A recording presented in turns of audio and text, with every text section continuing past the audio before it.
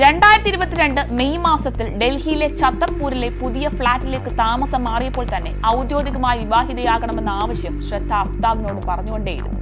ഇതിൽ പ്രകോപിതനായ അഫ്താബ് ശ്രദ്ധയെ ക്രൂരമായി മർദ്ദിക്കുകയും ഒടുവിൽ കഴുത്ത് ഞെരിച്ച് കൊല്ലുകയുമായിരുന്നു. തന്റെ ജീവിത പങ്കാളിയെ ക്രൂരമായി കൊലപ്പെടുത്തിയെന്നതിനപ്പുറം ആ മൃതദേഹത്തോട് പിന്നീട് അയാൾ ചെയ്ത കാര്യങ്ങളാണ് അന്വേഷണ ഉദ്യോഗസ്ഥരെ അടക്കം ഞെട്ടിച്ചത്. ചുറ്റികയും അറക്കവാളും മറ്റു പല തരത്തിലുള്ള ആയുധങ്ങളും ഉപയോഗിച്ച് ശ്രദ്ധയുടെ മൃതദേഹം അറുത്തു മുറിച്ചു.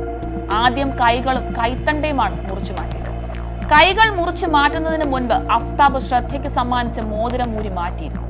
പിന്നാലെ ബാക്കി ശരീരഭാഗങ്ങളും വെട്ടിമുറിച്ചു. 27 വയസ്സ് മാത്രമുള്ള ശ്രദ്ധയുടെ ശരീരഭാഗങ്ങൾ 35 കഷ്ണങ്ങളാക്കി വെട്ടി നുറുക്കി പോളിത്തീൻ കവറുകളിലാക്കി ഫ്രിഡ്ജിൽ സൂക്ഷിച്ചു. ഈ ശരീരഭാഗങ്ങൾ ബ്രീഫ് കേസിലാക്കി പുറത്ത് എവിടെയെങ്കിലും ഉപേക്ഷിക്കാനായിരുന്നു ആദ്യം തീരുമാനം.